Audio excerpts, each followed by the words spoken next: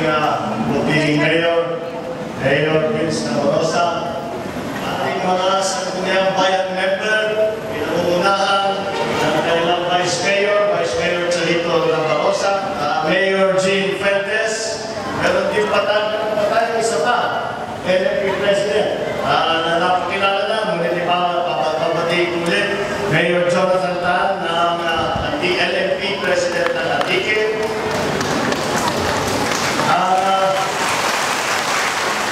Ating mga volunteers, lalo na yung mga nasa Gawad Kalinga, ang napakalaking tulong ang dinala, hindi lamang dito.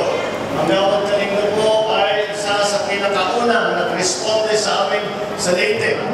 Lahat ng mga NGO, volunteers from all around the clan, magandang hapon po sa inyo lahat. Your warm welcome and the joyous smiles beaming from your faces affirm to me the strength and resilience of the character of the Filipino people. Karamay at kaisa po ninyo ako sa inyong naranasan at pinagdaraan pagsubok. Alam niyo naman po, ako ay isang Romualdez. Ang aking ina ay mula sa angkan ng mga Romualdez na taga Leyte. Sa lungsod po ng Tacloban mismo, sa lalawigan ng Leyte, kung saan binuhos ni Yolanda ang kanyang pagsik.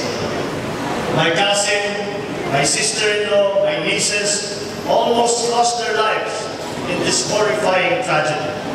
Ngunit, ika nga, life goes on. It has to move on.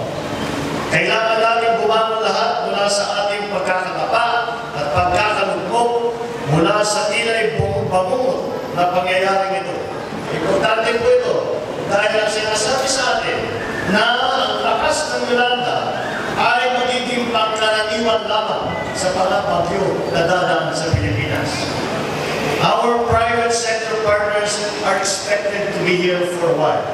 Ang sinasabi ko nila sa atin ay kagaya po ng inyong sigaw na hindi tayo iiwanan, walang iwanan hanggang matapos ang ating rehabilitation at reconstruction. But now it is time for government. Panahon na ang panahon ang pamahalaan naman ang maging bakit ay sumagot sa kanilang pananagutan na magdala ng serbisyo sa ating mga kababayan. As the challenge for us is that we build back better, the prerequisite challenge for the national government is deliver the funds sooner and deliver them faster.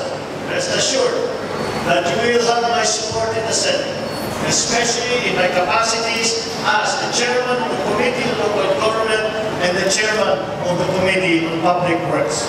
Makakaasa po kayo sa aking tulong na manampag din sa ating pamahalaan para malaman nila na nandito tayo ang mga naghihintay at nagmamatyan para sa tulong na dapat na may bahagi sa ating mga biktima ang isang tulong na sapat ng makabuluhan at ng mabilis na makarating sa mga nangangailangan. For all of us here, let us not forget our often overlooked quality that we, Filipinos, are a graceful and gracious and grateful people. Again, congratulations to the volunteers, the 1 million volunteers that this effort has put together. Ipagpatuloy niyo sana ang inyong napakagandang trabaho. Ipagpatuloy niyo sana ang malasakit na ipinapakita ninyo sa ating mga kababayan, sa mga nabiktima ng Yolanda. At sa ganung paraan, masasabi natin muli, natatayo ang lahat ng mga napinsala ng bagyong Yolanda at masisigaw ulit natin, mabuhay ang Libakaw Aklan, mabuhay